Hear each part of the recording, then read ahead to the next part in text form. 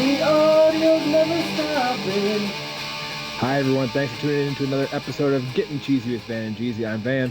And I'm Jeezy. We've been fucking around too much already. Let's just get into it. What we get into this week? We didn't really get into anything other than you being the second place finisher in the Jeezy Family and Friends weight loss competition. Congratulations, Jeezy. Thank you.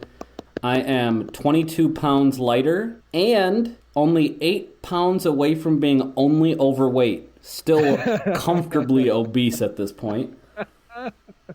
Thanks, BMI. I am currently accepting of the dad bod I'm in right now. I'm just getting down to dad bod right now. Before, I was at, like, dad's dad bod. No, you weren't. Now I'm at, like, dad bod. No, you weren't. Ladies.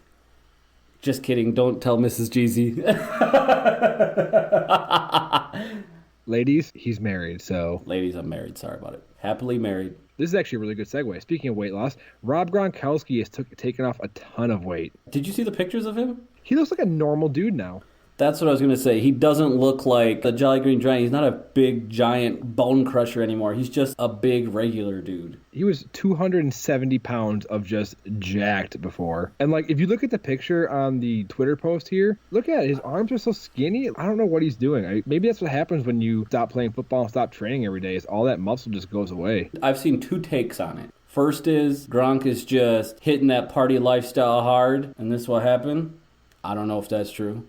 I feel like that would go the other way. You just get himself a beer belly, eating pizza. Unless he's doing some different kind of partying. Yeah, that's what I'm talking about. Talking about some sugar boogers. So I heard rumors of that. Nothing from anything credible, just internet trolls. And I've also heard other people saying that maybe he's trying not to have that weight that he had turn into only fat. So be 270 pounds, but all fat. Because that's a very common thing that happens to football players. Except, so this is an article from yahoosports.com. This article mentions that the former Cleveland Browns left tackle Joe Thomas, he actually dropped almost 50 pounds after he left the league. And he was a big offensive lineman. Now he looks like, this article says, quote, a chiseled frame that looks more like that of a linebacker who is moonlighting as a bodybuilder. Dang. That's what I want with my life instead of this fat dad bod I got. I would take new Gronk, who looks like kind of skinny-ish, regular-ass dude. I would take dropping a good 25 at this point. I'm just saying that I think this is confirmation that any of you who thought Gronk was going to pull a Jason Witten and be like, I'm unretiring. Nope. Definitely not unretiring. Sorry, coworker Dan. Gronk is not coming back. Nope. Definitely not. And I mean, it's not like he's old. You know what isn't helping his case either about like the weight loss thing is he shaved his little goatee. He shaved his head like all the way down. He looks sick. But I mean, Gronk often had no beard. I mean, he was more of a playoff beard kind of guy. I'm taking a second now to self-reflect on this conversation. We're a couple of old queens just hemming and hawing on this young man's chiseled body and his looks. I suppose we are old queens, aren't we?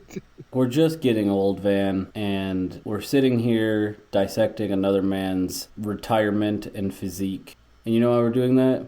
It's like the best use of our time we could find. Yeah, I don't have anything better to do. I don't have to, patch the 18-inch by 6-foot long hole in my wall that I made. Not important. Well, I definitely do not need to pack my bags to go to Wisconsin. But you know what, though? The thing is that we're here for all of you. That's right! Every 4 of you. There's like 4 of them. Thank you. All 3 of you. Oh, did we just lose a listener just now? What I will say, on Facebook, we're at 99 follows and 97 likes. We're getting there. We're close. Once we hit the 100, I think we open ourselves to more Facebook tracking metrics and things. We can better target and hunt you down. We're talking to you, future Van and Jeezy listener. Anyway, Gronk is skinny, so now he's not playing football for sure. That's the word I got on this one. Sorry, Boston. They've had it too good for too long. They can stand to lose Gronk. Let's move on, all right? We've drooled over him enough. But really, though, when I turn 30, if I was to look like his chiseled 30, I wouldn't be upset about that. Agreed. I'm running out of time, Jeezy. Before I hit 30, I'm running out of time. No, you're not. You got time. Should we move on to team killers? I found this article on ProFootballFocus.com, and it's called the NFL's Team Killers ahead of the 2019 season. And essentially, it's a list for every NFL team of the single guy who has just beasted them recently.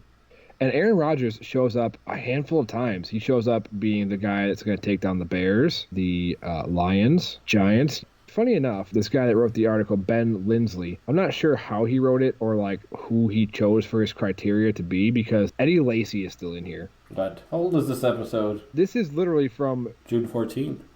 Yeah, we're using an old article and Come on, Van. You just said the day, June 14th. Everybody knows it's July 1st when we're recording right now. Regardless, they've got Eddie Lacy as the Minnesota Vikings killer at a 91.6 overall grade. I don't know what that means, but it says, at just 29 years old, it appears that Lacy's time in the NFL has come to a close. But there was a time at the beginning of his career when Lacy was very effective, when he got more than 2 yards a carry. It does not say when he got more than 2 yards a carry. Oh, I mean, it basically could have, because that's all he did. Eddie Lacy, 2-yard carry on 3rd and 12. Eddie Lacy, negative 2 yards. Eddie Lacy runs out of wind on a 50-yard sprint and gets tackled with a clear shot at the end zone. Eddie Lacy puts down 16 burgers at once. That sounds fine. But it does say, I didn't realize this while he was playing for us, that Eddie Lacy forced 31 missed tackles as a runner on 139 attempts against the Vikings. That's pretty good. Well, Eddie Lacy, we are remembering you as your career once was. Worthless. Oh shit, we just got a text on the hotline bling. Yep, somebody just blew it up. This isn't a text message. This is a damn essay from Ram Jam.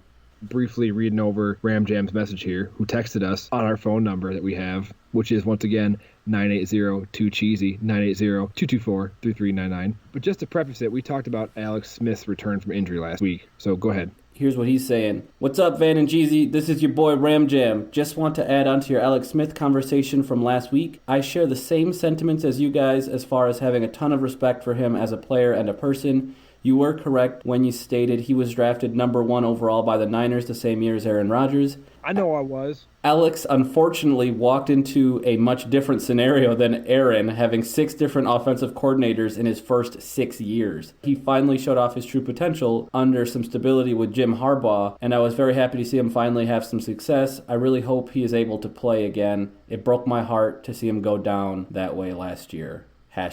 #respect. That's an excellent update, Ram Jam. It might become the Van and Ram Jam show if I'm not careful. You've been slipping. I've been slipping. I've been sliding. I don't know if you know, but I keep a report card of every show we do, and I might have to pin a note to your jacket to take home to your parents. Oh my gosh. Do not put a safety pin through a piece of paper and attach it to my clothing. Please, whatever you do, please. Example for everybody, just so everybody knows, you too can be on the show if you're cool and you text us or call us. This is a super interesting stat. Again, unchecked, provided direct by Ram Jam. 6 different offensive coordinators in his first 6 years for Alex Smith. I wonder why the 49ers have been dwelling in squalor lately. Look, Squalor. I will not comment on the state of the 49ers. It's squalorly. When they lost Alex Smith, they lost one of their best guys over there. And they brought in Jimmy G, he's good. I think Jimmy G is good. But is he Alex Smith good? No. I think that's pretty clear. But it is tough to see Alex Smith go down that way. It is interesting. You know, we talked about it. Will Alex Smith ever live up to the potential of being a number 1 pick? I mean, with this injury, that's really in jeopardy. And I don't know. It's going to be a very tough road ahead for him. Yeah. Getting ourselves back to the team killer section here. Okay. It also has Peyton Manning in the list, which is strange. He's in there multiple times. Tennessee Titans and the Houston Texans. All right, here's what Van has done all fucking wrong. So this is a list of team killers for the Pro Football Focus era, 2006 to present. Minimum 300 snaps. Oh. So while he waddles about aimlessly, Jeezy is trying to get participation points that may improve his overall grade. I mean, you might have must moved into a B-. I'm not really sure. Turns out you have to read the whole entire article instead of just skipping from the headline to the list. Sometimes that helps. Basically, Aaron Donald dominates the entire NFC West. I mean, as he actually does. Aaron Donald is an unbelievable athlete. He is a literal team killer. He really is. Like, when you see him play, he is suffocating those other teams. He's hurting them. I don't know. I felt like in that game last year, we set him down pretty good. He was pretty quiet. And we still fucking lost. That was a shit game. Who else we got on this list? Anybody good? Brady for the Bills, Brady for the Jets, Brady for... There's one more. I think I skipped over it. Gronk in here a couple times, Von Miller in here a couple times. This list makes me realize that I don't really understand Pro Football Focus's grades. They have grades, right? Everybody gets a grade, but I don't know what the formula is for these grades. I should figure that out one day. I think this one's interesting. Julio Jones is the team killer for the Philadelphia Eagles. Check this out. Despite only amassing 202 routes run, Jones has torched the Eagles throughout his career to the tune of 45 receptions for 698 yards. So 202 routes, he's basically thrown to 25% of the time he's on the field running a route. His 18 receptions of 15 or more yards ranked 5th, and his 3.46 yards per route run are easily more than any other wide receiver with 25-plus targets. Against the Eagles. Against the Eagles. Pretty interesting. Our boy Aaron Rodgers, he's doing the right things. He's team killing a bunch of teams. Check it out for the Bears. He's got a passing grade of 93.1, which I don't know what it means. 7.9 yards per attempt. That's not completion, that's attempt. Wow. 113.6 passer rating. And he's got 40 big-time throws, which I don't know what that is. What's a big-time throw? I don't know. A big-time throw is like... Big-time throw. Is that like big-time rush? I don't know what that is. Oh, shit. You don't know what that is? It sounds like a boy band from the 90s. Big Time Rush is an American musical comedy television series that originally aired on Nickelodeon. Yeah, it's about a boy band, right? Yeah, about a boy band, exactly. I was right. See, I told you I was right. No, I know you were right. I fucking knew it. Aaron Rodgers, he's the big time throws, the complement to the big time rush. See what I did there? My dad jokes are on point, but they're only funny to teenagers. I'm telling him you said that, he's going to be real upset. Who? Aaron. If I can't be around Aaron Rodgers and make him really happy, then my next best thing is to have Aaron Rodgers be mad at me. Then I can go to bed like, Aaron was mad at me today. That sounds awful. Why would you want to disappoint Aaron Rodgers? I don't want to disappoint Aaron Rodgers. Well, if he ever listened to this show, we would. He'd be disappointed? Of course he would. Is everyone disappointed, or is his a unique disappointment? Yes. Oh, fuck both. Anyway, team killers, they're scary guys. They're mean. They're tough. And some of them are the perfect complement to a big-time rush. We're all in this together. Is that a big-time rush song? High School Musical, get it right. Oh, shit. I never watched any of that trash. Aaron Rodgers, good on you. Keep killing these teams. Dial 1-800-HOW-I'm-KILLING-THESE teams. Or dial 9802-CHEESY. You can dial either one of those numbers, be fine. 1-800-HOW-I'm-KILLING-THESE teams is a lot of digits. So for those of you who are interested, if you would like to dial it, 1-800-HOW-I'm-KILLING-TEAMS is 1-800-469-465-465-464-83267. Did you include the country code, though? Add a 1 in the front of that, please. This is America. Now I'm cheesing my way back to you, Van. Yeah. With a burning cheese inside. Uh-huh. It's the Packers section. Yay! Brett Favre and Aaron Rodgers went golfing. What? I didn't know they could do that. It's so adorable. But that's a thing that they're allowed to do? Go golfing? But together, though. I want to say that they're BFFs now. Aaron Rodgers and Brett Favre did a little bit of golfing at the Baha Mar Showdown. What's the Baha Mar Showdown, you may ask? What's the Baha Mar Showdown? It's a 2-day celebrity event being hosted by Rodgers and NBA star Chris Paul. Oh, wow, that's cool. It concluded with a team of NFL golfers facing off a team of NBA golfers. Rodgers says, I love golf, and the Bahamas is a stunning setting for this unique event. It will be a special one for the fans, too, getting up close and personal with some amazing pro athletes. But here's the best part. Brett Favre put out a post on Instagram of him and Aaron Rodgers and apparently Brett Favre's grandson. First off, Aaron Rodgers, Brett Favre looking both real fancy. I see Brett Favre, and that dude is fucking jacked. He still looks big. He got this vein popping out his forearm. Like, that vein is probably bigger than my entire arm. That dude is hulking. He's not taking a break. He's still after it. He needs that Santa Claus beard back, though. That'd be even better. That would be tight. The caption here on this Instagram post is just wonderful. His grandson's name is Parker, apparently. Parker says, my favorite quarterback and favorite retired quarterback, together for a picture, how cool. Isn't that wonderful? That is wonderful. But I've got to ask you, what happened to Brett Favre's golf glove? What happened to it? Look at the picture. You didn't notice his golf glove, Brett Favre's golf glove? No. What? Oh, he tore the shit out that glove. That glove is the most Brett Favre glove to ever have Brett Favre. For those of you who haven't seen it, Brett Favre's golf glove looks like literally it got soaked in water, then somebody ran over it 100 times, then it accidentally caught fire, then he played about 50 rounds in it. And then tore the thumb open. And then he tore the thumb open, yeah. He's a gunslinger, man. What do you want? I mean, that's what it looks like. It looks like it's got friction burns from pulling the trigger on a gun too many times. Like if he had shot 2 million rounds out of a fucking 50 cal Desert Eagle or something. I also really like the picture here, too. I pulled a 247sports.com article again. Aaron Rodgers, Brett Favre sitting on these nice chairs. They're both laughing. Aaron Rodgers' got his arm around Brett Favre. It's cute. I'm going to give one complaint. What? Now, this picture is glorious in just about every aspect. So what the problem is? And it's very subtle, but I know a lot of people who do this. I don't want to judge it too harshly, but Aaron Rodgers is wearing those white golf pants that you can see the pockets through. Yeah. And that means you can see probably his undies when he bends over to pick his golf ball out of the golf ball hole. I don't like that look, okay? It's... Wait, like you can see his undies like... Do you see the picture? Yeah, I see the picture. Do you see his pockets? Yeah. Yeah, that's what I'm saying. What if he's not wearing any undies? I mean, how do you know? He could not be. I'm just saying, like, I don't like the translucent pants look. It's scared because you think people are going to see the outline of your wiener. I'm not a big fan of the translucent pants look. They breathe so well. There are many pants fabrics that breathe well that are not translucent. It's these white golf shorts. I don't know what the deal is with them. Why do you have to have translucent pants on just because you're playing golf? I don't know. I don't get it. Because it's fucking fly. Fine.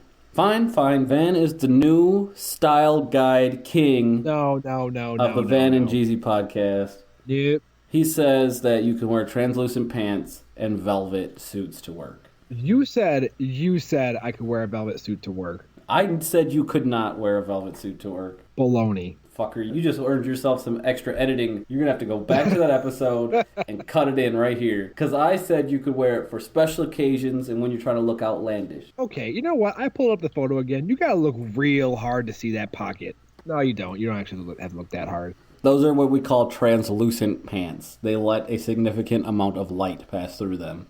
You see Brett Favre's pants? Do you see his grandson's pants? Those are opaque. I see Brett Favre's dad cargo shorts. Those are opaque. Aaron Rodgers isn't a dad. That's the problem. He hasn't attained the dad status yet to be able to wear those cargo shorts at all times. But he's wearing translucent pants. Yeah, because he's not a dad yet. Fine. I will no further dwell on the translucent pants. I'm also not a dad, but I do know I've been clued in on some of the rules of Dad Club. First rule of Dad Club is you don't talk about Dad Club. Second rule of Dad Club is you're allowed to wear khaki cargo shorts at all times. Wait, that sentence is confusing to me. You're allowed to wear khaki cargo shorts at all times. Yeah, what about it? Does that mean you must wear khaki cargo pants at all times? That you have permission to do so, but you should never? Someday, someone will clue you in on the Dad Club rules. I'm not a dad. I'm just saying that I've been told. This is bullshit. How come I don't know any of the Dad Club rules? I mean, I guess if you got like a cat or a dog or a turtle or something, you could probably be considered in the Dad Club. Getting ourselves slightly back on track. The incredible thing about this picture, 12up.com says, in this photograph of Brett Favre and Aaron Rodgers, there's almost 115,000 yards and 846 touchdown passes in this photo. Fuck, that's a lot. And you know what? It's not unreasonable to think it's going to get to 1,000 touchdowns. No, it's really not. There's probably also about 450 interceptions in this photo, 330 something of them by Brett Favre. How many touchdowns did Brett Favre throw? That's what I need to know right now. Took over the lead at 432, and he had it till he got to like 502 or something like that. NFL.com writes him as having 508. So 508, how many does Rodgers have? 846 minus 508. I don't want to hear it, Van. I've got to look it up for myself. According to NFL.com, yet again, Aaron Rodgers has 338 touchdowns, 170 back from Brett. A couple more things about Brett Favre here. Go ahead. This is from Wikipedia. He shares a handful of NFL records. He has 336 career interceptions, 298 starts. That means he averaged more than one interception per start, number one. That's not good. But At the time of Brett Favre's retirement, he owned or shared 402 NFL records, and he still owns or shares 143 NFL records. Wow. That's especially incredible when you consider that the league has become a much heavier pass game. We are way the fuck off track. All right, let's talk about Randall Cobb talking about facing the green and gold this season. Well, you found it, so go ahead. Do you know what Randall Cobb said about facing the Pack later this season? Yeah, because I have the article, but go ahead. I'm going to pretend like I don't. Cobb says, it's like the ex-girlfriend that broke up with you. When you see her 5 years later, you hope you're in a better situation than you were before. Married, with kids, and you're able to say, yeah, I did better without you. Fucking. Are these fighting words? It makes me a little angry. That's a slap in the face, dude. Cobb goes on to say, when you're somewhere for 8 years and then you go to a different team, you kind of feel like the new kid at school, just trying to find your way around and not knowing exactly what to expect. But it's been great so far. I've enjoyed it. I'm making strides with my new teammates, and I'm trying to pick up the new offense and get ready for the season. Randall, I thought you had a good run. I know it was a pretty unceremonious release out of Green Bay, but the ex-girlfriend line, I don't want to be Randall Cobb's ex-girlfriend, Van. I just feel like that was like Randall Cobb's a pretty classy dude with dreamy eyes to begin with, and that's a little snarky thing to say. Like, it's snarky at most. He didn't cuss out anybody. He didn't say he hated somebody from the team. Gosh, I feel like we've been so catty this week. What do you mean? We've just been like talking about Rob Gronkowski's body, and it's not really snarky. He didn't really cuss anybody out. He just, he's fine. Yeah, I did better without you. Quote, the Randall Cobb nevermore. Quoth? Isn't it quoth? Sorry, quoth, the Randall Cobb nevermore. Nevermore. Well, Randall, honestly, you could say almost anything. Oh, shit! Guess it's the Gossip Girl section. It was a good sneak attack. I like that. I actually went to TMZ this week. What? You went to TMZ? I scrolled and I scrolled and I scrolled and I scrolled and there was nothing. The TMZ well has runneth dry, Jeezy. What? I thought that was an ever-flowing spring. There's all kinds of stuff about the NBA, but the TMZ well is dry. So instead, we'll talk about the single time that Roger Goodell has received a standing ovation. Is it really the only time ever? That seems to be an exaggeration. In my heart, it's the only ovation he's ever gotten. This is an article from yardbarker.com. Per Adam Schefter, ESPN's Adam Schefter, Goodell received his, quote, loudest ovation in years at the NFL league offices when, Jeezy, guess what happened? I know, I posted this article. He received his loudest ovation in years when he announced that all employees have been given this week off for the 4th of July. Fucking nice. That's extended Roger Goodell applause. People need vacation. The 4th of July, literally nobody wants to work on the 4th of July. The point is that this is the best thing he's done being commissioner, is giving people a week off to stay away from him. I like the rest of the article. This article is by Steve Delvecchio over here on Yardbarker. For a guy who has been lambasted seemingly nonstop for the way he has botched the handling of things like Deflategate and other disciplinary cases, Goodell will take the applause any way he can get it. Remember, this is the same commissioner who was booed so mercilessly at the NFL draft that TV networks had to figure out how to drown it out. It was bad. It's always bad for him. Hold on. So I went ahead and pulled it up here.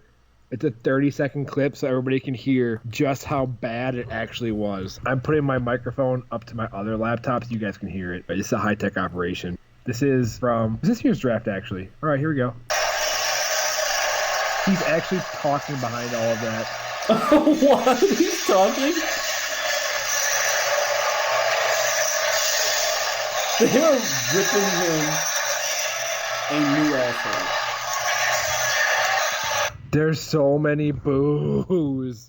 Anyway, good on you, Roger Goodell. Thanks for giving people time off. I don't know what they could be super busy doing this week, because I know we are struggling to find anything happening at NFL. Thanks for the best thing you've done as commissioner. Taking some time off. taking some time off. That's good gossip right there, Van. That's a great find, Jeezy. That's good. It tickled me on the inside. The best thing Roger Goodell ever did was take some time off and allow others people to do it too. Who was the commissioner before Roger Goodell? I don't even remember. Hey Google, who was the NFL commissioner before Roger Goodell? According to Wikipedia, Roger Stocco Goodell is an American businessman who is currently the commissioner of the National Football League. On August 8, 2006, Goodell was chosen to succeed retiring Commissioner Paul Tagliabue. Wow, 2006? How does he still have a job? Holy smokes. No wonder I don't remember any other commissioners. It's been 13 long, long years. In other news, you can now buy part of the Bills field from last year. A 1 foot by 1 foot square of grass goes for $30. A 3 by 3 square for $100, which doesn't add up with math. 3 1/3 times more expensive, but you get 9 times the area? Yes. And the sidelines are more expensive, which I don't understand. I wouldn't want the sidelines. The blue end zones begin at $50 for a 1 by 1 square, up to $150 for a 3 by 3 piece.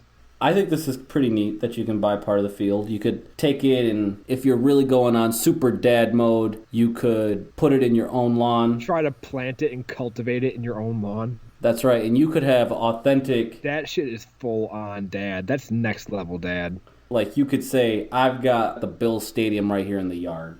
Like, you know that part in SpongeBob where he's like, this isn't just regular darkness, this is advanced darkness?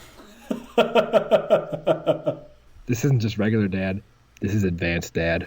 This is advanced dad. And I mean, they got to be selling this to someone. You know what this also reminded me of, though? I didn't even look it up to see how competitive it was, but I did see a company that would drop ship turf for apartment dwellers. So you could put it on your patio with the intention being to train your dog how to pee on your tiny piece of sod. Basically, a disposable piece of sod that you would receive.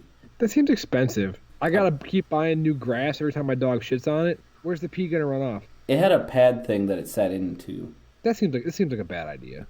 It was on Shark Tank. I can't remember if they funded it or not. I'm sure they didn't. I think it was a no. It's a no from me.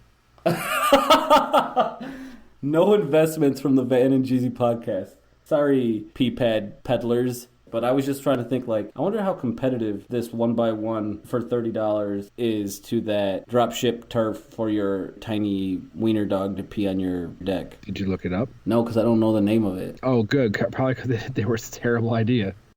But if I was a Bills fan, it would be neat to own some of the field, right? Yeah. But at the same time, you think about in Green Bay, we don't replace the field. It's just always there. They take good care of it to where it doesn't fall apart. We have to replace it. I don't remember the Bills Stadium being, like, torn up or anything, but I don't know how I feel about it. It would be neat, but at the same time, just take better care of your field. I think it's a pretty neat idea. If I were rich enough, I would buy a bunch of them and let our guest dog pee on them. Oh, okay, well, yeah. I don't know how you use this if you live in an apartment other than that. Could you take a 1 by 1 square of grass into your office if you have, say, a window with light? Could you bring in a 1 by 1 cake pan of grass and just let that grow in your windowsill in your office? This is next tier advanced dad. Oh my God. You get some little baby scissors and you manicure that shit at work every day. Maybe that's me. This is next tier. You've taken it too far. Maybe I need to buy a 1 by 1. Let me see your white Reeboks right now. I don't have any. I have the Nike Monarchs. You don't even have the white Reeboks with grass stains? And you're over here trying to talk about having grass at your office. You don't even deserve to be in the discussion without those white Reeboks. Fine, but look up Nike Monarchs. Okay, Nike Monarchs are pretty dad. They are the king of dad. They're the monarchs of dad. They're the Nike version of the Reebok white dad shoes. And they're affordably priced at $54.99. That's what I'm telling you. But you can get them on sale for $54.97 at some places. Oh, wow. These are almost the white Reeboks. I'm not going to say I'm going to let it slide, but, like, I've got my eye on you. I'm trying to be hip. I had to get the Nikes. Or you're trying to be the cool dad. Cool dad with the Nike Monarchs. Thanks, Bills, for giving us all the dad fodder to talk about. If only, like, there was a partnership between Denny's so that I could go there, buy a Jimmy Graham Slam. And take a shit on a 1 by 1 piece of field. Why would I shit on it? I'm at Denny's. That's a nice place, Van. Oh, you were just talking about dog shitting on grass, and I assumed that you meant you were going to take a shit on this little 1x1 piece of sod that you carry with you. I want them to be a partnership where I can eat a meal and then carry out a 1x1 of sod. This doesn't make any sense. You're fucking up. It's a good partnership. Just like Denny's and the Cheesy podcast is a good partnership. I tweet at Denny's every time whenever we mention them in like the little debrief from our show. They haven't gotten back to us yet. I just assume that their social media department's a little slow right now. They haven't got a chance to get back to us, but they will. They will. Now you too can go to Denny's and get a Grand Slam for $5.99. Denny's, when you're here, you're family. That's not fucking close. I don't even remember whose slogan that is, but it's not Denny's. It used to be Olive Gardens a long time ago. Oh, sorry. Denny's actual slogan used to be a good place to sit and eat. That's true. And in 2011, they changed it to America's Diner is always open. That one I knew. Yeah, I did know that. I found an article on NFL.com, interestingly, for the Interestingly Take section. Wait a minute. Interestingly take? What the fuck? I know what I said. Okay, continue. 9 NFL records that could potentially be broken in 2019. What's the first? Career passing touchdowns. 539. Do you have the article pulled up? I do. Close it. I want you to start guessing at things. I saw who are the people for that one. Okay, so career passing touchdowns, 539, currently owned by Peyton Manning. The 2019 challengers are Drew Brees and Tom Brady. How far did they have to go? Drew Brees is 19 touchdowns behind, and Tom Brady is 22 touchdowns behind. Those are not gimmies. It says, this battle of quadragenarians?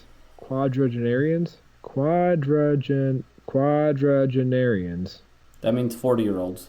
Oh, quad generations. Oh, look at that. 4 generations. Come on, Van. Use English. Is set up to rival Sammy Sosa and Mark McGwire in 1998.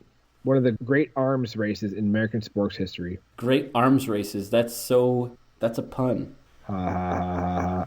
I'm just going to call this the dad episode. We are being very daddy today. The next one, career passing attempts. 10,169, currently held by Brett Favre. Do you know the 2019 challenger? I would have to guess it is Drew Brees. The article says, Breezes can't and won't stop breaking records. What? Last year, he passed Brett Favre and Peyton Manning for most career passing yards. This year, he only needs 387 pass attempts to help him hop over Favre on the all-time list. He's currently averaging 420 completions per season, so he's totally got that too. Yeah. Assuming he doesn't get hurt or anything weird happens. Next is single-season receptions, 143 by Marvin Harrison, 2019 challenger. I'm going to guess Julio Jones. Michael Thomas of the New Orleans Saints. Last year, he had 125 receptions. Michael Thomas does have serious skill, though. That dude's, he's good. Career field goal attempts, 709. Currently, Morton Anderson. 2019 challenger is... Vinatieri? Right. I just tried to think of the oldest kicker in the game. He needs just 20 field goal attempts to pass him. He's only attempted fewer than 25 field goals one time when he got injured in 2009. He is 46 years old. He still seems to be blasting them pretty well. This one's pretty easy. Single season passing touchdowns by a player age 42 or older is 11. Current record holder, Warren Moon. I did know it was Warren Moon. Challenger. Tom Brady. Next. Thank you. Next. Career sacks taken, 525. Can you guess the current record holder? Took the most sacks? Yes. Dan Marino? Brett Favre. Oh, wow. For all that time he spent throwing interceptions, I don't know how he had time to take sacks, too. That's why I thought it was Dan Marino. I felt like Dan Marino was held together with like a paper clip, some duct tape, a little bit of spit, and actually was also only a hologram by the end. Laces out. 2019 challenger. It's got to be one of the older guys. Could it be Phillip Rivers? Big Ben Roethlisberger. Oh. He needs just 25 more sacks. He puts the worthless in Worthlessburger. I think he'll be able to do it. He most certainly does. Single season punting yards, 5,209. A single season? One single season. Current holder, Dave Zastadil. I don't think I can name very many punters. It's tough. A single season? I just got to pick a team, I think. Who's going to punt a lot? Jacksonville Jaguars. Dave Zastudil was a punter, obviously, for the Cardinals, Browns, and Ravens. When he broke the record, he was 2012 with Arizona. Wow, that's pretty recent. He also has 4 rushing attempts for negative 15 yards. Nice. But you had gone with, what was your guess? The Jacksonville Jaguars. It's actually Matt Hawk of the Miami Dolphins. I was in the right state.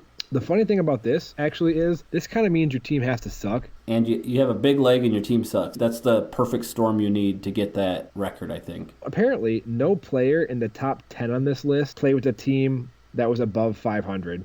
Yeah, that makes sense. You're spending all your time punting, so much so that you're getting a record, probably not winning a lot of games. Next one, single season extra points made, 75. Current record holder, Matt Prater, 2019 challenger. Is Matt Prater still in the league? He plays for the Lions. I'm going to guess Matt Prater is going to break his own record. You think so? Why not? Well, NFL.com writer Jeremy Bergman disagrees with you. Who's it going to be? Jeremy Bergman believes it's going to be Harrison Butker for the Kansas City Chiefs. A word? I mean, pretty much all you have to do is pick the offense you think is going to be the best because, obviously the better offense, more opportunities for extra points. Isn't that interesting? This is kind of a cop-out to end the article. Super Bowl victories, 6. Current record holders, New England Patriots and Pittsburgh Steelers. 2019 challengers. Probably both teams. I mean, it only says the Patriots, but...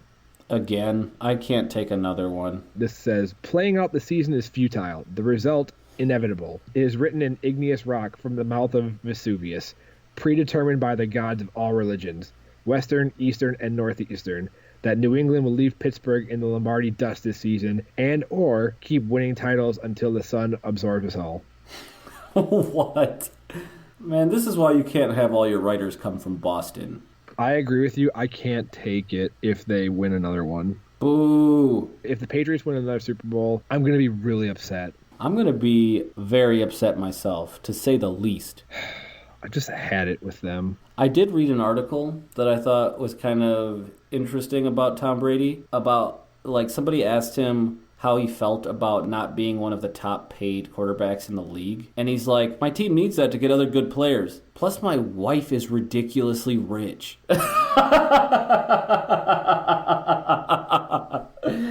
That's a paraphrase, of course, but... I think she really actually is the breadwinner. I would guess these days she's barely doing anything. Like, she's getting paid to show up places, maybe. I honestly have no idea what she does. Like, I was trying to think, I remember she used to be a supermodel, but now, is she still a model? Does she do something else? I have no idea. Maybe she's just a regular model now instead of a supermodel. Maybe she's, investing money and waiting for investments to turn into more money? She probably has a makeup line or something. I have no idea. I really have no idea. We are the cattiest people this episode. We are old women. What's her name? Giselle? What is Giselle doing right now? Is she doing makeup? What is she doing? She's probably still modeling. I don't know. She's just, she's great. She's really rich. I thought that was really funny. Anyways, thanks everybody for listening to this week's episode of Gettin Cheezy with Van and Jeezy. I'm Van. And I am Jeezy. As always, check us out on Twitter, SoundCloud, YouTube, Google Play Music, Facebook, Spotify, iTunes, iHeartRadio, Stitcher, and cheesypodcast.com. Plus, you could call in, check us out at 980-2-CHEESY. That's exactly right. 980-224-3399. You can hit us up there, and you will be featured on the show. Just like Ram Jam was this week.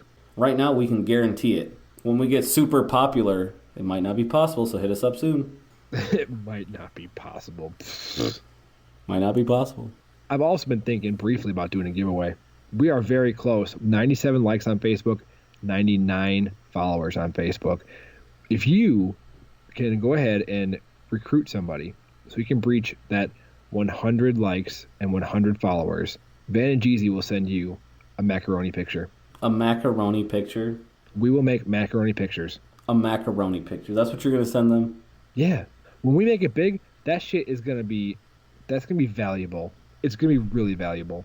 That seems like a lot of money to spend for somebody to receive something they're just going to throw in the trash. They're probably going to hang it on their fridge because they're really proud of us. Couldn't we just send them a digital gift card? I mean, by the time we spend all this stuff, we got to buy macaroni. Because then we're paying for people to listen. That's not fair. That's what people do all the time. We don't need to resort to such tactics. We will be doing this the old-fashioned way, sending out macaroni pictures to people. That was never a thing. Well, But what about a $10 Amazon gift card and we send it out instantaneously? it's the thought that counts. We could put a picture of macaroni on it, maybe. Could we get custom Amazon gift card digitals? Can we make macaroni pictures here, take pictures of them, and upload them as the custom face for the gift card? Now you're talking. Now that is a prize worth having. We gotta think on it, but macaroni pictures in the near future. All right, Van. I'm gonna let you take the lead on that. Thanks for tuning in, everybody. Thank you so much.